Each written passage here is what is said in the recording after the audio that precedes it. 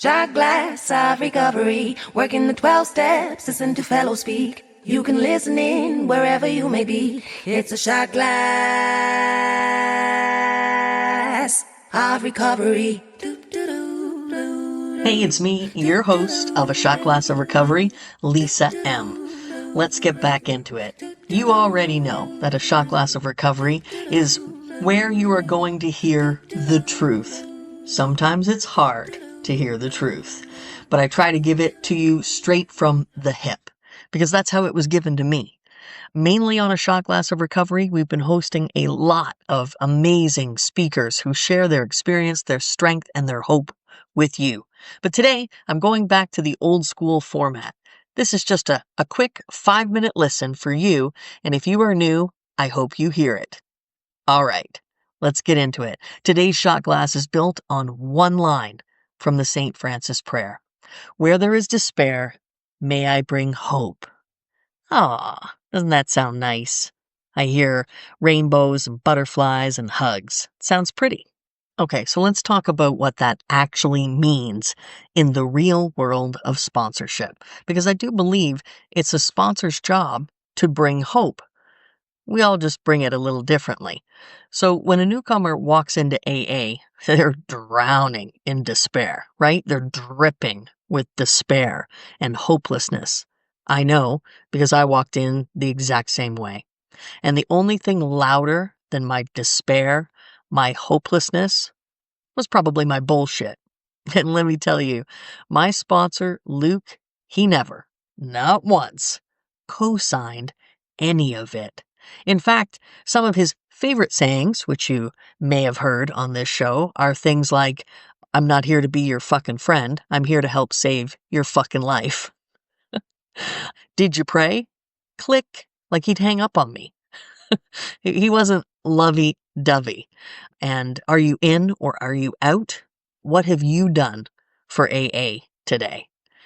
No bullshit. It wasn't the Lisa show anymore. He wasn't going to let me continue to drown in my own bitter morass of self-pity, as it says in our literature. Here's how my bullshit would try to dress itself up. And Luke, like an amazing sensei, a ninja in AA, would call me out on every single one of these. Self-pity? But why me? Why did these things have to happen to me? Deflection? Yeah, but they blame. Well, I'm this way because of, or, you should treat me differently because I have, insert self-diagnosis here. Excuses. Oh, excuses. Self-diagnosis comes up in excuses a lot. I can't because I have ADHD or PTSD or depression. I can't because I have kids. I have a family. I have work. All of these excuses would show up. They never showed up when I wanted a drink. They never stood in my way of getting a drink. But it's amazing how those excuses would show up when it came down to taking action and doing work on self in recovery. Listen, bullshit in a ball gown, still bullshit. Luke saw right through all of it. He was like Superman with those laser red eyes. He didn't pat me on the head, hand me affirmations, and give me a lollipop and a hug. He didn't tell me, "You're doing great, Lisa, gold star," when I was actively lighting spiritual dumpsters on fire. He brought something deeper. Hope with backbone, I would say, would be the best way to describe it. Hope with backbone. And what does that look like? It's hope with action, followed by action. If you want hope, then do action. Do these things until you feel differently, until you feel the change. See, that line from St. Francis, it's not about being some gentle, glowing angel floating above the newcomer with hallmark wisdom or handing out kisses and hugs at the door. No, it's about being a damn instrument, a channel, a person who shows up and says, hey, you know what? I've stood exactly where you are. I know your pain. I hear it. I've been there. I felt sorry for myself too. but I don't live there anymore. I forward my mail to a different address. I've changed the address. That's the hope that I believe good sponsorship carries. Sponsorship with backbone and heart, minus the bullshit.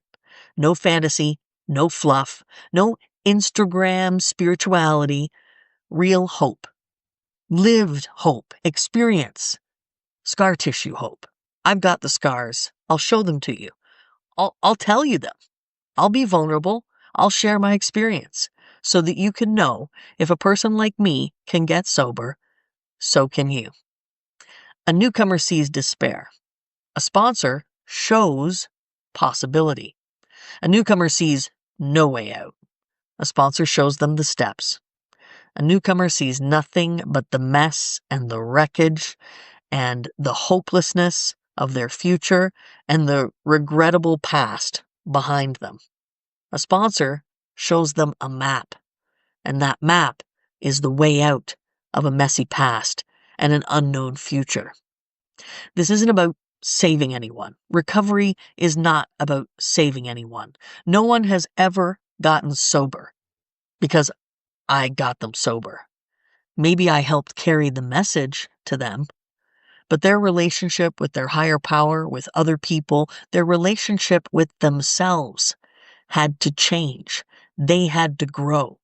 And in order to do that, they had to be willing and they had to be thorough and rigorously honest. That requires courage and a hell of a lot of elbow grease. This is about showing what's possible when the bullshit is dropped and the willingness comes in. Hope isn't taught, it's caught. It can be contagious. It's the one place we don't want to wear a mask. And the carrier, that's us. Sponsor to sponsee. Old-timer to newcomer. Heck, maybe even newcomer to old-timer, whose spark is dimming, is burning out. Maybe they're going through something they haven't gone through in 30 years, and they forget what they did when they were new. You can be a carrier of hope.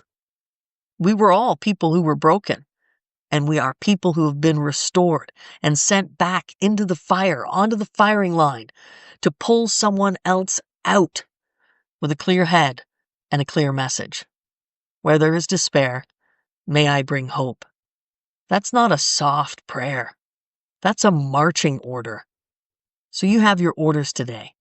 Get out there, and where there is despair, bring hope. I'm Lisa, and this has been a shot glass of recovery. Thanks for listening. Shot glass of recovery.